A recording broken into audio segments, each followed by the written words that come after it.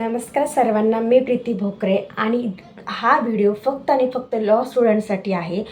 जर तुम्ही law student असाल तर हा व्हिडिओ नक्की बघा, कारण आपण या व्हिडिओमध्ये खूप महत्त्वाच्या गोष्टी डिस्कस करणार आहोत, ज्या गोष्टी एका लॉ स्टुडंटला नक्की माहितीच असल्या पाहिजेत.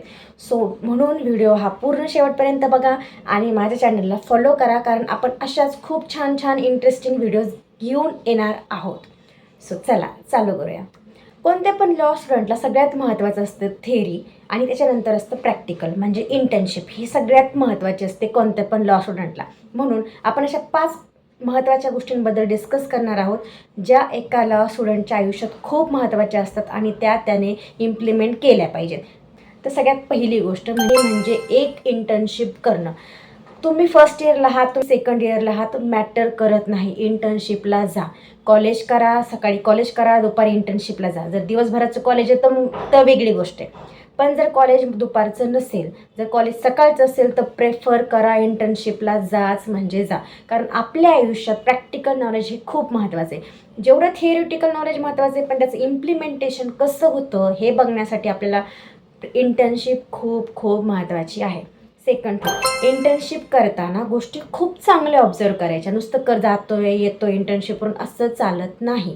जेव्हा तुम्ही जाताय तेव्हा ॲडव्होकेट कसं बोलतायत, मग ॲडव्होकेट क्लायंटशी कसं डिस्कस करतायत, क्लायंटचं इंटरॅक्शन सांगायचं कसं आहे, तो कसा फॅक्ट सांगतोय, मग ॲडव्होकेट त्याला कसं कन्वर्ट करतात, मग फॅक्ट्स नंतर त्याने प्लेंट कशी बनवली, ड्राफ्ट कसा बनवला, या सगळ्या गोष्टी खूप मॅटर करतात. आणि या सगळ्या गोष्टी तुम्ही खूप बारीक पद्धतीने ऑब्झर्वेशन करणं खूप गरजेचं आहे. नाही तर असं होतं की आपल्याला नंतर काहीच समजत नाही. म्हणून एकदम प्रत्येक गोष्टीकडे लक्ष द्यायचं की फाईल कशी ठेवली आहे, डायरी कशी मेंटेन केली आहे, डेट्स कशा घेतल्या आहेत, प्रोसिजर असतील, अटायर असतील, बारीक बारीक ऑब्झर्वेशन ठेवायचे.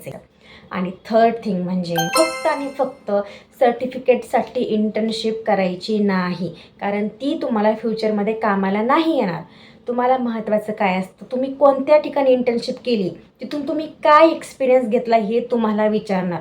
म्हणून चांगल्या ठिकाणी इंटर्नशिप करायची, जिथे तुम्हाला शिकवलं जाईल आणि तिथून तुम्ही नॉलेज घेऊन याल. चौथी आणि महत्त्वाची गोष्ट म्हणजे आपण ॲज अ इंटर्न म्हणून आपली स्वतःची एक डायरी मेंटेन करायची, ज्याच्यामध्ये आपण रोजचं लिहायचं की आज आपण कोर्टामध्ये काय बघितलं किंवा आज ऑफिसमध्ये आपण काय बघितलं, याची रोजची रोज डायरी मेंटेन करायची. नवीन एखादं लिगल वर्ड आपल्याला जर कानावरती पडला, कोर्टामध्ये असेल किंवा तुमच्या ऑफिसमध्ये असेल, कोणताही एखादा नवीन शब्द ऐकला, एखादी नवीन टर्म ऐकली, एखादं नवीन ॲक्ट ऐकला, एखादं नवीन सेक्शन ऐकलं, त्याबद्दल तुम्ही डायरीमध्ये लिहून काढा, कारण तीच डायरी आपल्याला पुढे खूप कामाला येणार आहे.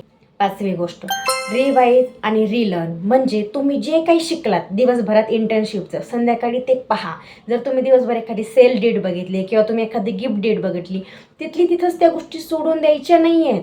वापस घरी आल्यानंतर त्या गोष्टींना रिवाईज करायचे, आठवायचे, बघायचे, इम्प्लिमेंट करून बघायचं. एखादा ॲक्ट शिकलाय, समजा 138 निगोशिएबल इन्स्ट्रुमेंटचा तुम्ही ॲक्टबद्दल थोडंफार काहीतरी वाचले किंवा नोटीस बघितली, संध्याकाळी येऊन तो ॲक्ट कोणता आहे, अच्छा मग नोटीसचा पिरियड किती असतो, कशी नोटीस पाठवली जाते, या सगळ्या गोष्टींचा अभ्यास करायचा आहे. तर तुमची ती इंटर्नशिप सक्सेसफुल होऊ शकते. नाहीतर तुम्ही त्या गोष्टी तिथेच सोडून दिल्या तर तुमचं जे नॉलेज आहे ते पूर्ण नॉलेज तुम्हाला मिळणार नाही. एक चांगली सक्सेसफुल इंटर्नशिप कंप्लीट झाली असं आपण म्हणू शकतो. आणि मग तुम्ही जेव्हा नेक्स्ट टाईम दुसऱ्या इंटर्नशिपसाठी अप्लाय कराल, तेव्हा तुमच्याकडे नॉलेज असेल, तुमच्याकडे सर्टिफिकेट असेल, तुमच्याकडे ऑब्झर्वेशन असेल, तुमच्याकडे स्किल्स असतील, ज्या तुम्ही या इंटर्नशिपमध्ये ऑब्झर्वेशननी किंवा लर्निंगने घेतलेल्या असतील. म्हणून या 5 गोष्टी खूप महत्त्वाच्या आहेत आणि त्या तुम्ही नक्की इम्प्लिमेंट करा.